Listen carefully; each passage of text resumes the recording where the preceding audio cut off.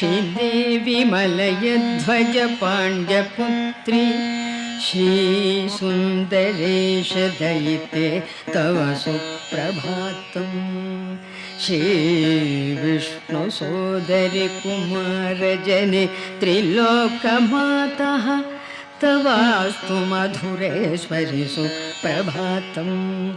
हालास्यनाथ इति हन्त जगत् प्रसिद्धिः पत्युस्तवास्तु यदि तस्य तु न भविष्यत्।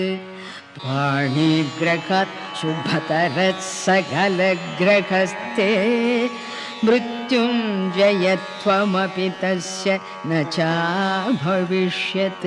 पाणिग्रहात् प्रथममेष शिवीकृतोऽहम् कण्ठग्रहात् तदनु मृत्युजिदस्मि जातः।